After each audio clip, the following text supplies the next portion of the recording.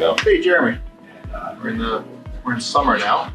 Summer's just started. It's beautiful up there. It's actually like 30 plus degrees. We're feeling the heat, that's for sure. Feeling the heat. Now, speaking of heat, how are you feeling? How are you moving along with your real estate? Real estate, yeah. Let's talk real estate. Real estate, that's what we're here for, isn't it? It's been hectic, if we're being honest, about what the last couple of months have been like. It's funny, like when I first got into it, and like people say, "Oh, the market you're in is just so crazy right now." Ballistic, mayhem, all this other stuff, right? But the way it's kind of shifted now, it's not a better market. It's very difficult to help people right now because there's a lot of uncertainty happening. Exactly. And especially as a new agent, you know, that's why it's great that I have you to lean on. It's hard to.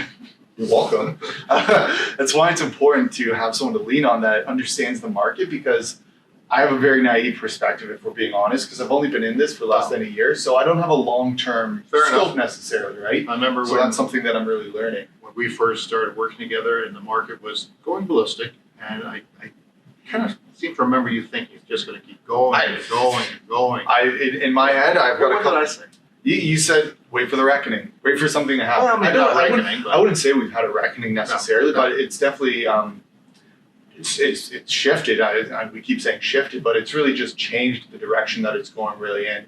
I just thought with a couple of factors, like a lot of people wanting to get into the market, a lot of immigrants coming over and being able to afford places. All-time low interest rates. All-time. That was the thing that I didn't think could change so quickly. I was surprised by that. Can't believe how fast it's changed. How quickly they shifted the interest rate and how drastic of a change that created in the market for buyers and sellers, you know? And that's something that I've been experiencing, like trying to help buyers, where we've got a number in our head that we want to put in for a property, and we'll go in.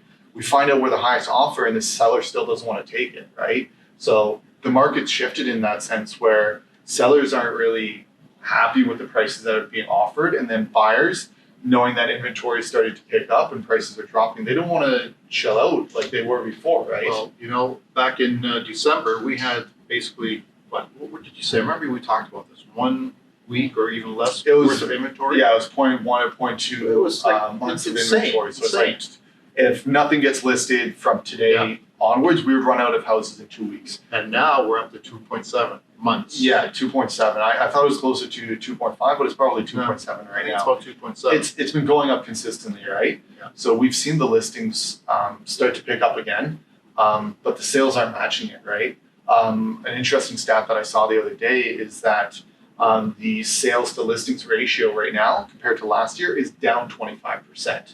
That means places are staying on the market a lot longer. They don't want to sell. They'll have a price adjustment, and it creates a lot of uncertainty for buyers. And if you're trying to get into the market as a seller, you're not really sure what to do, right? Because beforehand, like when we didn't have a lot of inventory and you're working with the seller, you'd be look at some comparables for things that have sold, and that gives you an idea as to what to go for, right? Put a price out there and put it out there, see what happens. Right?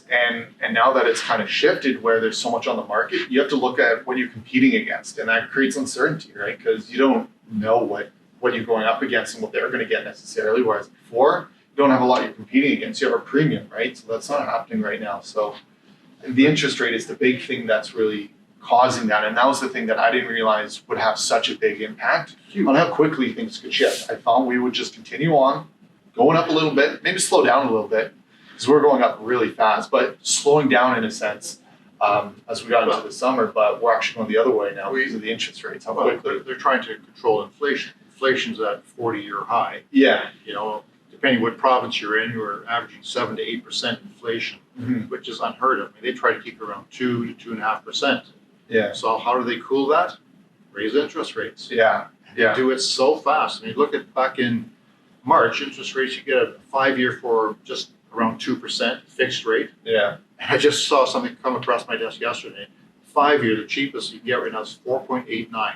You know what? 3 weeks ago it was 4.19. So it's gone up more than half a point in a matter of 3 weeks. That makes a huge difference as far as affordability goes. It does. People don't. It's hard to prepare mentally, and when you're trying to make this kind of move or buy a place to move quickly and kind of prepare yourself for something like that, right? And what we've been seeing is we've been knocking up against the stress test right now, the top of the stress test. And that's really impacting what people could afford, where the stress test, it's a metric that's used to see how much you can afford. And the top of the stress test is It's supposed to be 2% higher than what the actual interest rate is, right? The 5 years. Right. Yeah, and right now the stress test is sitting at 5.25%. That's kind of the average of the top of what people should be able to afford when they get pre-approved. And what is our interest rate sitting at right now? Well, like I said, 5 years is around 5%. 5%, right? Give or take. So if the stress test right now isn't working, so what they're probably going to have to do is increase that stress test to 7.25%. 7.25%, yeah. And that's going to have implications for people that they thought they could afford something a couple months ago. They put an offer in, it was accepted, and you're getting close to closing.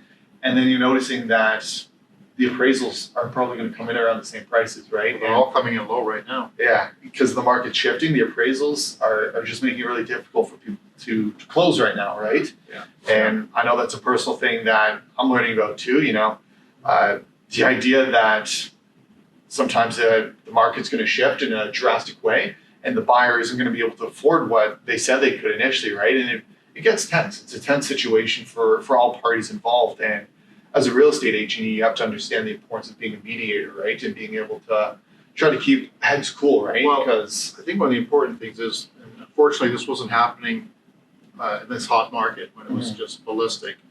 Agents weren't probably educating their buyers, saying, you know what, if it doesn't appraise, you're going to have to come up with a difference, whether you borrow from mom and dad or uncle, or you have to cash in some more RSPs, and that's part of the education process. yeah. Right? So now we're seeing some places that are not able to close because they don't have those funds. Yeah. We can actually give an example. Yeah, no, that's what we're going through with one of our closings, right? Yeah, Where yeah. Unfortunately the buyer isn't able to meet the price anymore. And it's not like they didn't try, right? It's not like They tried. it's not like people are trying to get out of deals necessarily, because they're on the hook. You put a deposit down for a reason, It's hard to walk away from $50,000 that you got down, right? But Or $100,000. yeah, when you're getting up But there. depending on the lender, we had that property. Just give an example here. There was an appraisal of 1.1 from an A lender, a B lender, which are the not necessarily the banks, but the credit unions. They came in at 1.25. They had to go to a private lender. They came in at 1.55. 1.55, yeah. I mean, so why such a big discrepancy? Yeah.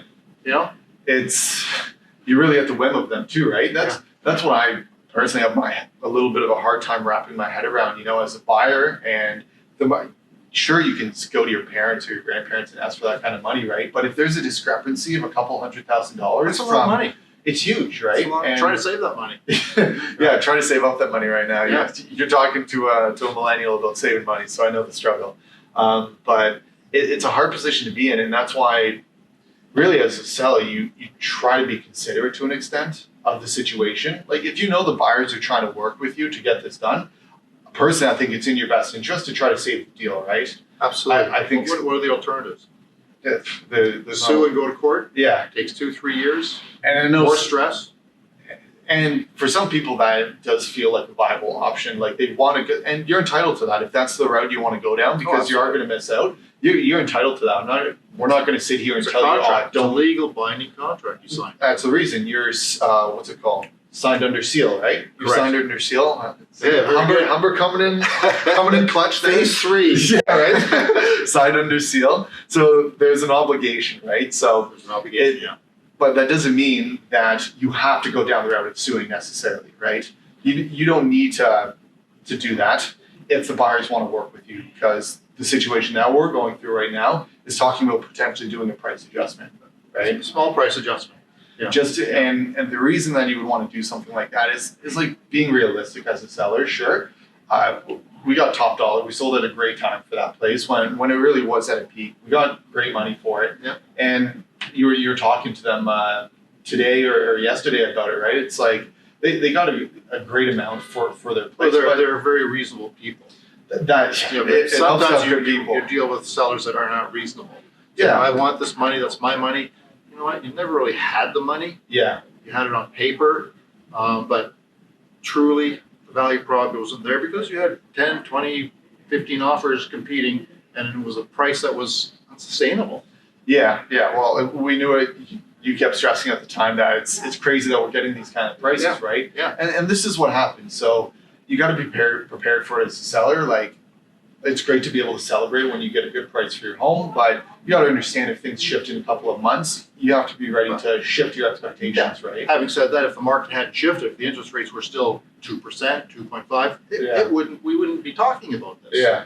Unfortunately, we're in an economy where they're trying to rein in the inflation rate, and the only way they know how is with interest rates, and that affects everybody. Yeah. It's the only tool that we really have, right? Yeah. And when the interest rates get so high, it makes affordability so difficult, right? And that's something that we were talking about before, where as these interest rates are going so high, and it's kind of, how would you put it, where we're crossing this threshold with the interest rate, where it's going so high, and places aren't coming down in prices enough to kind of offset the that, difference, right? Yeah. So it's creating where buyers have to adjust their expectations for what they can get, right? And they're going to have to pay more for less. Instead of buying that big 2,500 square foot house, you might have to buy 1,800 square foot. Yeah. Or go to semi-detached, or even a townhouse. Yeah, you have to adjust your expectations, which is not a fun position to be in when you feel like you just missed the boat by a month or two, right? And you don't see an end in sight.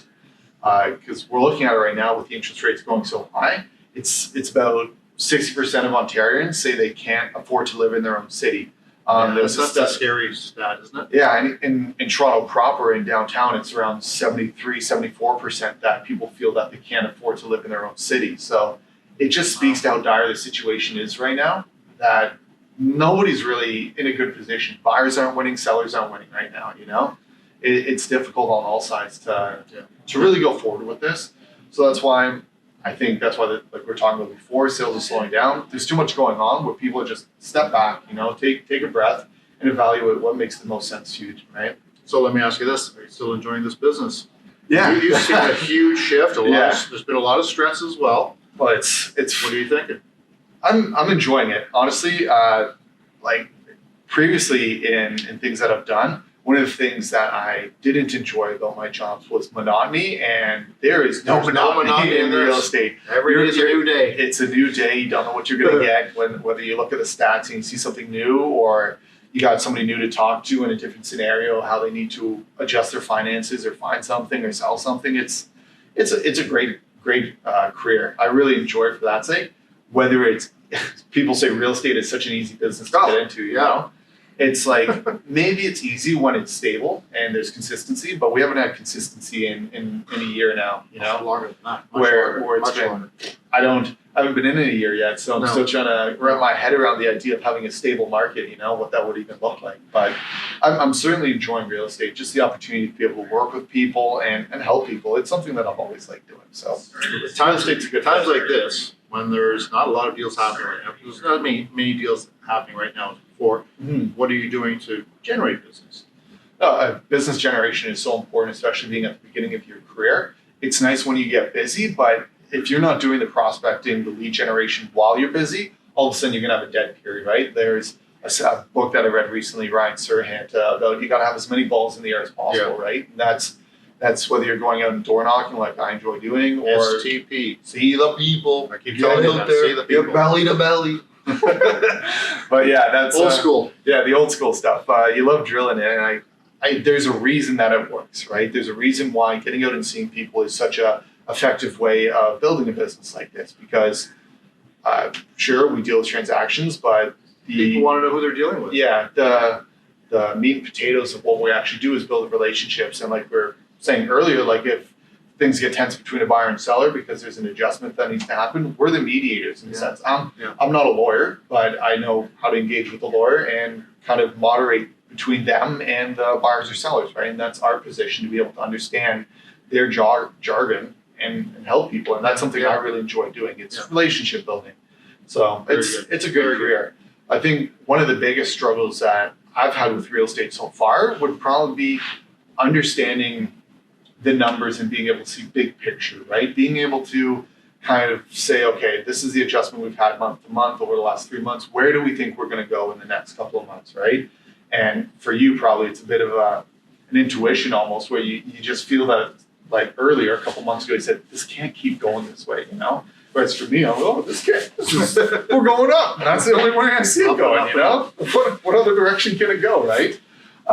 So understanding that has been a challenge that really has shown me the importance of knowing the numbers, and it shows that you're an expert in your field, right? And it's just constantly being in front of this stuff and being able to help people understand it. So that's, I mean, it's so hard, almost it's impossible to predict where the market will be in the fall. yeah, no, I mean, we're obviously having a softening right now. How long will it last? I don't know. yeah. You know? If I can be young and naive and bold again, I think we're just going to keep sliding until we hit the fall, and that's when I think they'll pick up again. I'd like to believe that. I don't think we're just going to keep sliding for the next year or something like that. I think it has to pick up again. There's a lot of people sitting on the sidelines right There's a now lot of people saying that want to get absolutely. active again. Yeah. So I think Yeah. that's inevitably going to make something happen. We don't have a crystal ball, so No, no. all we can really do is go week to week, month to month, and being able to relay that properly and kind of Mhm. our take on it, right? Yeah. So Yeah. yeah, that's been real estate in the last couple of months, and my journey with it. It's been a lot of fun. Bit of a roller coaster, right? Bit of a roller coaster, that's Yeah. for sure. No But doubt. we've been For all enjoying of us. ourselves because we're creating this team together, working together. We're talking- understanding the dynamic, and you Yeah. know we're repping branded shirts now. Stonehouse Stonehouse Realty Realty Group. So it's fun. It's exciting to be able to really have something that's your own. That's really something that I've been enjoying with real We're estate. building it. We're My own building it business, bigger. right? Yeah, building our own business. Absolutely. And one of those stepping stones was like having our book, The Real Estate Intelligence, something that we did with some collaborators of really being able to help people understand what to do, whether you're buying, selling, investing, because there's so much to it, right? So it's a handy guide. And for us, like we said, relationships are what we love. And part of that is being able to give back to people. So we want to give these out to people that need information about real estate. So shoot us a message and we'd be happy to get it booked to you, because information is king in this type of Yeah. business, Yeah. right? So Jeremy, what are we doing for our next episode? our next episode, ooh, that's going to be a fun one because we're getting the lawyers in. We're going to have some lawyer. But yeah, we're getting the lawyer in. So if you have any questions, Yeah, if you have any questions, shoot us a message about them, because personally, before getting into real estate, I found lawyers very daunting and intimidating, because if you look at the legalese and the different ways that they engage with their work, it can be daunting and intimidating, right? So it's good that we're going to be having somebody come in Yeah, that can really yeah. break down some of the more complex processes that they go through and how it relates to buyers the and do's and sellers. don'ts, The basically. do's and don'ts. So Yeah, yeah. if there's a burning topic that you've got, feel free to let us know. Shoot us a private message or leave a comment on one of our videos. We'd be happy to address it. We want to make sure that you guys are getting the information you need. So I think that's I think that's a wrap for today. What do you That'll think? do it. Right? We really appreciate you guys Yeah. tuning in. Thanks, It's guys. been a lot of fun. Always good talking. So we'll see you guys in the Until next next one. Take care.